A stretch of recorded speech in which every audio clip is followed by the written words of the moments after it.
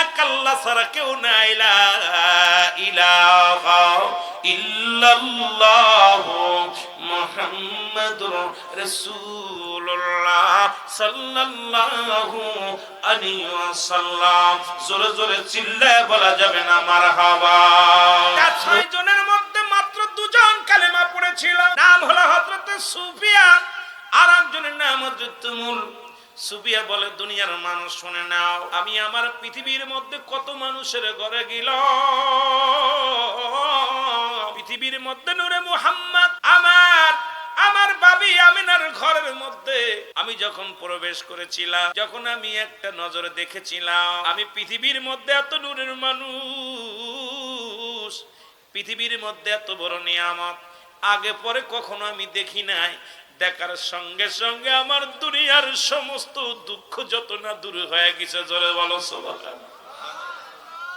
সুফিয়া বলে, দুনিয়ার মানুষ রে, সাধারণ কোন বালক নয়, সাধারণ কোন নবী না, সাধারণ কোন মানুষ নয় আমার ভাতিজা। এরে আব্দুল্লাহর বেটা মুহাম্মদ পৃথিবীর কোন সাধারণ মানুষ নয়। আমি এক নজরে দেখে আমার মনে হলো আকাশের চাঁদ। মা সুফিয়া বলে, দুনিয়ার মানুষ শোনো, আমার মন বলল আকাশের ওই চন্দ্র, আকাশের চাঁদ, এটা যেন আমার ঘরের মধ্যে, আমার ভাই আব্দুল্লাহর ঘরের মধ্যে আগমন করেছে। পৃথিবীর মধ্যে এমন নূরের জ্যোতি আমি আগে পরে আর দেখি নাই। সঙ্গে সঙ্গে আমি যখন দেখেছি, শুনেছি, সিজদার মধ্যে পড়ে শিশু মুহাম্মদ কেঁদেছিল, ইয়া রাব্বি হাবলি উম্মতি, তখনই আমি তার অনুগত হয়ে যাই, আমি তার প্রেমে পড়ে যাই, আমি তার প্রেমের মালা গলায় নিছি। দুনিয়ার মানুষ রে, এটা সাধারণ বালক নয়, নূরে মুহাম্মদ। জোরে জোরে চিল্লায় বলা যাবে না মারহাবা। আমার ভাইরা, আমার বন্ধুরা, আমার গভীর মনোযোগ। আর একজনের নাম হযরত মুল। এই 2 জন ব্যক্তি রাসূলকে মেনেছিল, বাকি 4 জন ফুফু কোনদিন নবীকে মানতে পারে নাই, আমার নবীকে কোনদিন ভালোবাসতে পারে নাই। এই 4 জনের বংশধর যারা জীবন ওলি আল্লাহর দুশমন, তারা এই 4 জন মহিলার গর্ভে থেকে যত মহিলা আসবে কিয়ামত পর্যন্ত রাসূলের সঙ্গে দুশমনি করবে, ইসলামের সঙ্গে দুশমনি করবে, ঈদে মিলাদুন নবীর সঙ্গে দুশমনি করবে। এরা হলো দুশমনে রাসূল, দুশমনে আউলিয়া, দুশমনে ওলি। এই দুশমনেরা কখনো নবীর সম্মান বোঝে নাই। জোরে জোরে বলেন ঠিক কি না? এ দুনিয়ার মুসলমান,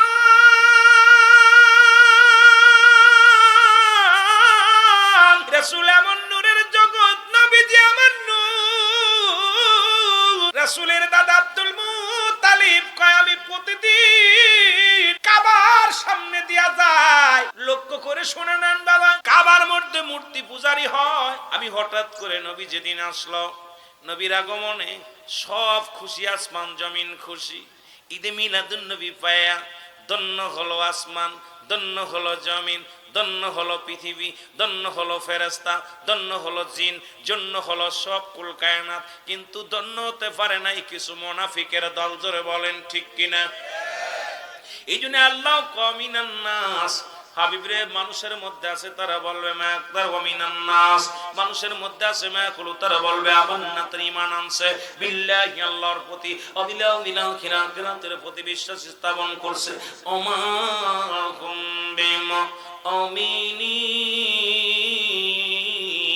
আল্লাহ কয় হাবিবরে, মুমিন মুত্তাকিন সাহাবে আপনার কদমের মধ্যে যাইয়া মুনাফিকদের চিনায়া দিছে আল্লাহ। আজকে আমি মুনাফিকদের চিনাইব। অষ্টগ্রামের মধ্যে মুনাফিকের অভাব নাই, বাংলাদেশে মুনাফিকের অভাব নাই। রাসূলের সম্মান শুনলেই যারা কষ্ট পায়, মুনাফিক চিনার বড় উপায়। মুসলমান শুনে নাও, শুনে নাও, দিলের কান্ডা লাগায় শুনে নাও। এর মুসলমান আব্দুল মুত্তালিব ডাক দেখায়, দুনিয়ার মানুষ শোনো, আমি দেখি মূর্তিগুলোর মাথা বেঁকা হয়ে গেছে। আমি জিগাইলাম, মূর্তি রে, ও মূর্তি, তোদের মাথাগুলো কেন বেঁকা? প্রতিদিন তোদের তো কত পূজা করে, কত কি খাওয়ায়, ভগবান বানাইয়া পূজা করে, একদিনও তো দেখলাম না মাথা নত করতে, আজকে কেন মাথা নত করলি? মাটির মূর্তির জবান খুলে গেছে বাবা, শুই না লও। ধন্য কেমনে হলো মাটির মূর্তিগুলো, শুই না নাও। মাটির মূর্তি ডাক দিকে আব্দুল মুত্তালিব, শুনে নাও, শুনে নাও, এই কাবা শরীফ থেকে এই কাবার ভিতর থেকে আবর্জনা সরানোর জন্য, আমাদেরকে বিতাড়িত করার জন্য এই পৃথিবীর মধ্যে নূর ও আলা নূর, রহমতের নবী, রহমতের পেয়ালা, রাহমাতুল লিল আলামিন ধরাধামে আগমন করেছে। জোরে জোরে চিল্লা বলা যাবে না মারহাবা? আরো জোরে জোরে চিল্লা বলেন মারহাবা। মাটির মূর্তিগুলো নবীজিকে পাইয়া সম্মান করেছে। এখন বাতিলেরা যারা আছে তাদের কান দিয়া শোনো, রাহমাতুল লিল আলামিন কত সম্মান কত ইজ্জত দিয়ে আমার আল্লাহ তারে পাঠাইছে। এবার কাবা শরীফ সিজদার মধ্যে পড়ে গেছে। আব্দুল মুত্তালিব ডাক দিয়ে কয়, কাবা, ও কাবা, তোরে ভাঙ্গার জন্য 26 দিন আগে আবরা বাদশা এসেছিল। এ বাতিলেরা শোন বাবা, তোরা কোরআন পড়িস না, কোরআনের মধ্যে একটা সূরা আছে, সূরা ফিল। আল্লাহ বলে, আলাম তারা, আপনি কি দেখেন নাই? তার মানে আর বুঝতে বাকি নাই, নবীজি আসার 26 দিন আগে আবরা বাদশা ভাঙতে এসেছিল কাবা শরীফ।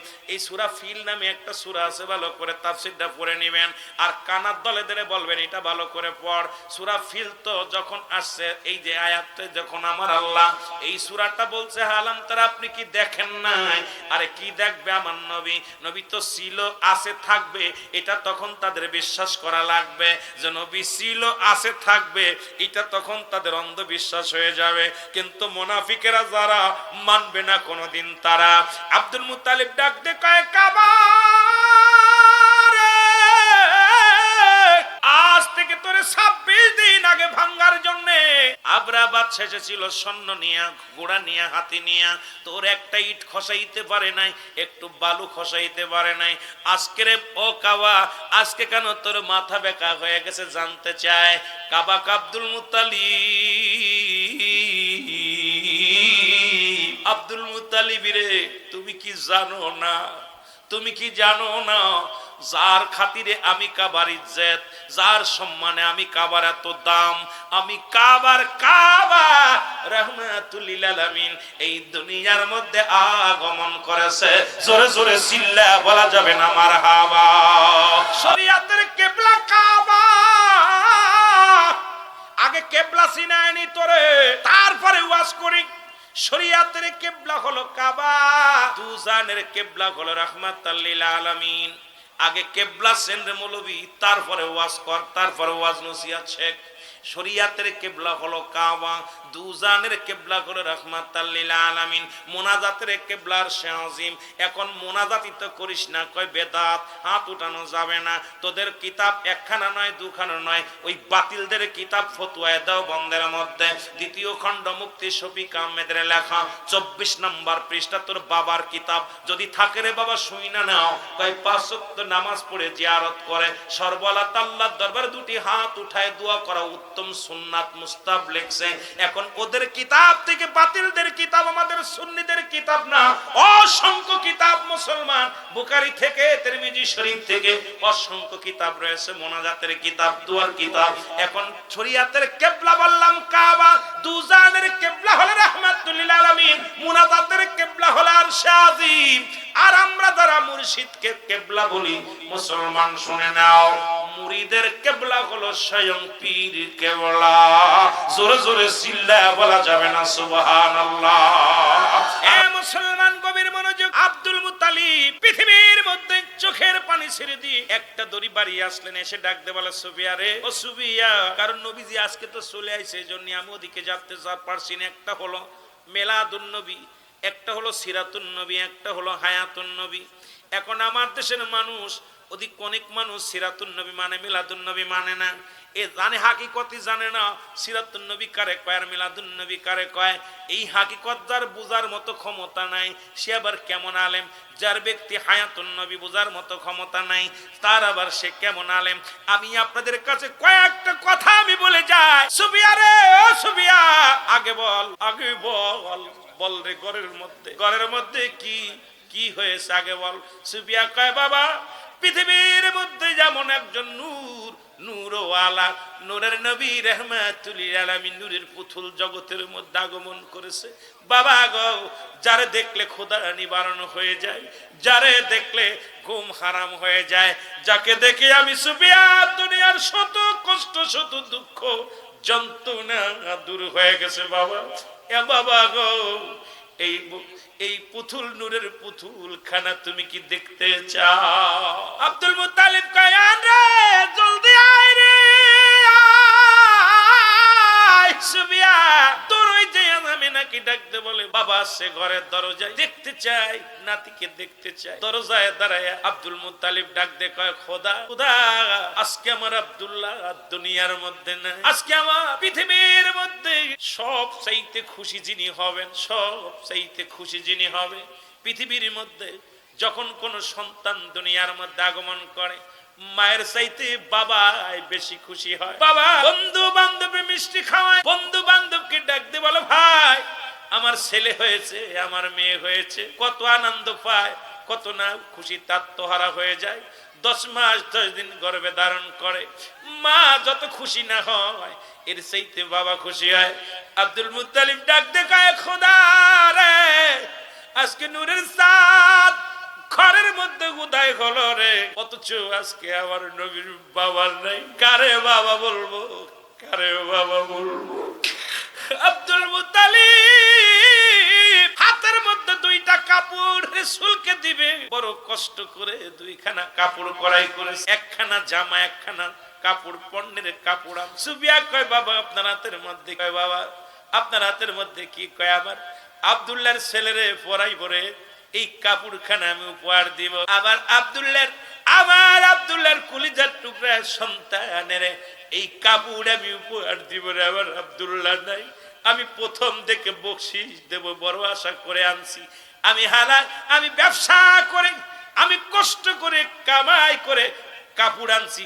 দাদা নাতির সঙ্গে একটা বন্ধুতায় বেশি, কারণ দেখবেন সন্তানের যখন জন্ম দেন দাদা হাঁটতে পারে না, বুড়া মানুষ নাতিরে কাদের মধ্যে নিয়ে বাজারে যায়, লোকজন কয় বুড়া দেখো হাঁটতে পারে না, নাতি ছেলেরে কাঁধে দেয়, কারণ নাতি পুতির সঙ্গে দাদার কত বন্ধুতায়, দাদির কত সম্পর্ক। নিজের ছেলেরে নিজে মারবেন, দাদাই আপনার উপরে, আপনার বাবা আপনাকে আক্রমণ করবে, আপনার মা বলবে তোর বাড়ি থেকে খেদায়া দেব, কারণ দাদার সঙ্গে এই নারীর সঙ্গে একটা সম্পর্ক। কারণ নাতি এবং দাদা দাদি, দাদা নাতির সম্পর্ক নাভি থেকে শুরু হয়, এই জন্য দাদা নাতির প্রতি দুর্বল, নাতিও দাদার প্রতি দুর্বল। আব্দুল মুত্তালিব ডাক দেখা রে আব্দুল্লাহ তুই নাই রে, আজকে আদরের সন্তান নাই, বাবার কাঁধে সন্তানের লাশ কত ভারী। আমি আব্দুল মুত্তালিব পৃথিবীর মধ্যে আমি আব্দুল মুত্তালিব জানি, আমি আব্দুল মুত্তালিব জানি সন্তানের লাশ বাবার কাঁধে কত ভারী। আমি বাবা হয়ে সন্তানের লাশ বিদায় করেছি, আমি জানি কষ্ট রে, আমি জানি দুঃখ। ও মুসলমান শুনে নাও। সুবিয়া কয় বাবা আপনি ভেঙ্গে পড়বেন না, একবার যদি এই নূরের পুতুলটাকে দেখেন গো বাবা, দুনিয়ার সব দুঃখ ভুলে যাবে। আমি সুবিয়া যেমন ভুলে গিয়েছিলাম, আমি সুবিয়া যেমন দুঃখ কষ্ট ভুলে গিয়েছি বাবা, তদ্রূপ আমার মন বলে আব্দুল্লাহর কলিজার টুকরার সন্তানকে আপনি দেখলে দুনিয়ার সমস্ত কষ্ট দুঃখ আপনি ভুলে যাবেন গো বাবা। দুনিয়ার মানুষ শুনে না, আব্দুল মুত্তালিব কাপড়খানা দিলেন সুবিয়ার হাতে। সুবিয়া কয় বাবা এ তো সাধারণ কোনো বালক নয়, সাধারণ কোনো ছেলে নয়, বাবা গো যখন দুনিয়ার মধ্যে আগমন করেছে খোদার কসম করে বলি আমি নূরে মুহাম্মাদের মুখের দিকে তাকায়া দেখেছি রে বাবা, ওর মুখের চোখের মধ্যে সুরমা লাগানো রে বাবা, কে যেন সুরমা লাগায়া দিছে। ও বাবা শুধু সুরমা নয়, আমি দেখেছি ওর মাথার চুলগুলো শীতে কাটা সুন্দরভাবে ইসরানো। বাবা গো ও শুধু সাধারণ কোন পোলা নয় রে বাবা, পৃথিবীর মধ্যে যত সন্তান আছে দেখেছি উলঙ্গ বুঝতে আসি বাবা, আর আব্দুল্লাহর বেটা আমেনার কলিজার টুকরা সন্তান আমি নিচুকি দেখেছি তার পণ্যের মধ্যে কাপড় লাগানো, সুতরাং উলঙ্গ অবস্থায় আসে নাই রে বাবা। জোরে জোরে চিল্লায় বলা যাবে না মারহাবা। আমি এসেছি তুমি এসেছো, যেমনি মায়ের গর্ভে প্রবেশ করেছো আমার নবী এমনি প্রবেশ করে নাই, আমার নবী এমনি দুনিয়ার মধ্যে আগমন করেন নাই। আমার নবীর মায়ের তলপেট সিজার হয়ে গিয়েছিল, অটোমেটিক দুনিয়ার মধ্যে আগমন করেছিল, কারণ 1 মাস 2 মাস 3 মাস প্রথম যখনই নবী দুনিয়ার মধ্যে মায়ের গর্ভে গিয়েছিল, মা আমেনাকে স্বপ্নে দেখিয়েছিল। জিবরিল আমিন এসে বলে, মা আমেনা রে, মা আমেনা, আসসালামু আলাইকুম মা আমেনা, তুমি ধন্য, তুমি পূর্ণ, তোমার গর্ভের মধ্যে আখির নবী রাহমাতুল লিল আলামিন আগমন করেছেন। মা, যার জন্য দুনিয়া পাগল, যার জন্য আসমান পাগল, যার জন্য স্বয়ং খোদায় পাগল, আল্লাহ নিজেই পাগল। এই এই বাতিলের শোন, এই জন্য পৃথিবীর মধ্যে আমার আল্লাহ নামাজ পড়ে না, আমার আল্লাহ রোজা রাখে না, আমার আল্লাহ হজ করে না, যাকাত দেয় না। আমার আল্লাহ একটা কাজ করে 24টা ঘন্টা, একটা ঘন্টা নয়, 2টি ঘন্টা নয়, সদা সর্বদাই তার হাবিবের উপরে দুরূদ ও সালাম পাঠ করে। আমার আল্লাহ কতক্ষণ পর্যন্ত পড়ে? আমার আল্লাহ কয় সদা সর্বদাই আমি আমার নবীর উপরে দুরূদ পড়ি। আর বাতিলেরা তোরা পড়তে গেলেই বলিস বেদাত, কারণ আমার নবীর এত ভালোবাসে আমার আল্লাহ নিজেই নবীর দুরূদ পড়ে। জোরে বলেন ঠিক কি না? এ দুনিয়ার মুসলমান,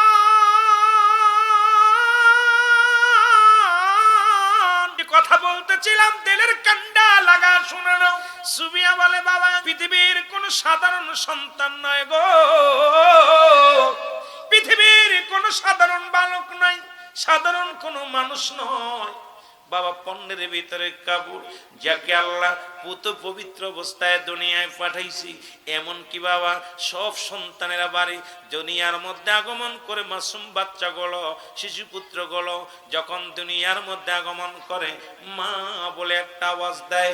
এই আওয়াজটা কিন্তু নূরে মুহাম্মাদের মুখ থেকে আমি আওয়াজ শুনেছি একটা, সেই আওয়াজ হলো ইয়া রব্বি হাবলি উম্মতি।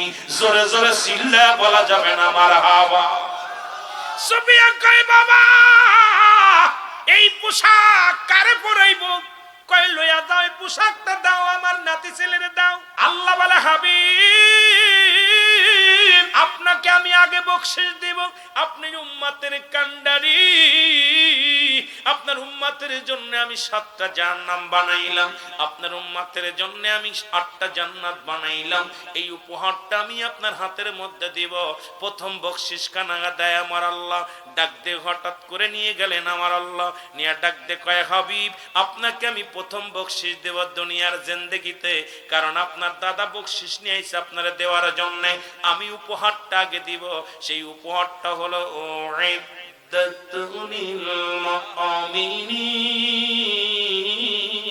হাবিবরে মুমিনদের জন্য আমি প্রস্তুতি করে রাখছি, যারা আপনার দলের অন্তর্গত হবে, যারা আমার অন্তর্ভুক্ত হবে, যারা মুমিন হবে, যারা মুত্তাকিন হবে, আমি একটা নয়, 2টি নয়, তাদের জন্য 8টা জান্নাত প্রস্তুতি করে রাখছি। 8টা জান্নাতের চাবি দিলাম আপনার হাতের মধ্যে, আপনি উম্মতের কান্ডারি। জোরে জোরে চিল্লা বলা যাবে না মারহাবা, আর একটু জোরে জোরে চিল্লা বলো আল্লাহু আকবার। আল্লাহ তারে খুশি হইয়া হাবিবরে খুশি হইয়া হাবিবরে পুরস্কার দিলেন। উম্মতকে কি দিলেন? কি সুন্দর ব্যবস্থা করে রাখছে হাবিবরে। জান্নাত গুলো দেখেন আপনি, এই জান্নাতের চাবিগুলো আপনার ভান্ডারের মধ্যে দিয়ে দিলাম, কারণ আপনি হলেন উম্মতের কান্ডারি, আমি হইলাম রব্বুল আলামিন, আপনি হলেন রাহমাতুল লিল আলামিন। সুতরাং আপনার আমার মধ্যে এই যে উম্মতের একটা মাঝখানে একটা দল হবে যারা ঈমানদার, আর ঈমানদারদের জন্য আমি রেখে দিছি কত সুন্দর একটা বালাখানা, কত সুন্দর একটা জায়গা। সেই জায়গাগুলো আপনার আমি দিয়ে দিলাম উপহার। প্রথম উপহারটা আমি আপনার হাতের মধ্যে দিলাম। নবী পায়া অত্যন্ত খুশি, একটা মিষ্টি হাসি মারলেন। এবার নবীর ডাক দেখায়, হাবিব আপনার অনুগত্য যারা হবে না, আমার সঙ্গে নাফরমানি যারা করবে, নবী না সিনে যারা দুনিয়া থেকে বিদায় হয়ে যাবে, তাদের জন্য আমি একটা জায়গা রাখছি। হাবিব শুনে নেন, শুনে নেন, সেই জায়গাটা আপনার হাতে দিয়ে দিলাম। সেটাও দেখেন আপনার উম্মতের জন্য চিরস্থায়ী একটা জায়গা হবে। সেই জায়গাটার নাম হলো, আল্লাহ বলেন, কাফির বেঈমান মুনাফিকদের জন্য আমি একটা নাই, 2টি নয়, 7টা জাহান্নাম প্রস্তুতি করে রেখেছি। হাবিব আমার নবীর মুখটা বড় বলি, নবী কান্দিয়া রব্বি হাবলি উম্মতি। এই জন্য সব নবীর এক একটা নিয়ামত আমার আল্লাহ দিছে। আমার আল্লাহ তাআলা ডাক দে বলে, হাবিব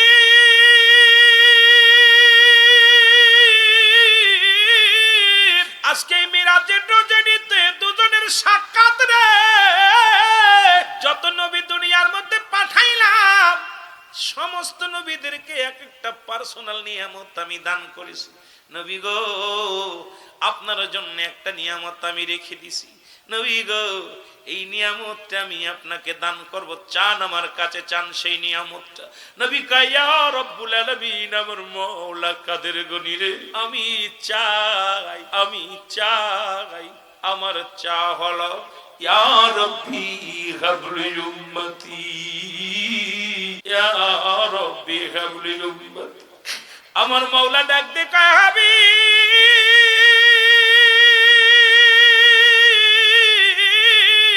আপনি রূহের জগতে চাইলেন উম্মতি, জান্নাতের মধ্যে চাইলেন উম্মতি। যখন সমস্ত নবীদের ইমাম বানাইলাম তখনও চাইলেন, এখন আপনাকে আমি পার্সোনাল দিদার দিলাম, এখানেও চাইলেন উম্মতি। কারণ পৃথিবীর মধ্যে আমার নবী কয়, রব্বুল আলামিন, উম্মত আমার একমাত্র আহার নিদ্রা, উম্মত আমার কলিজা, উম্মত আমার জান, উম্মতের কান্ডারি নবী রাহমাতুল লিল আলামিন। সেই নবীর পক্ষে থাকার দরকার আছে কিনা? সেই নবীর পক্ষে থাকার দরকার আছে কিনা? এই জন্য বলতেছিলাম, জীবনের জীবন যখন বলেছি অনেকের কষ্ট, নবী বলেন হায়াতি খায়রুল লাকুম, ওয়াফাতি খায়রুল লাকুম।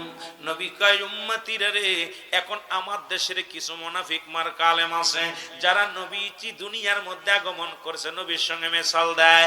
নবী কয়, উম্মতিরা রে,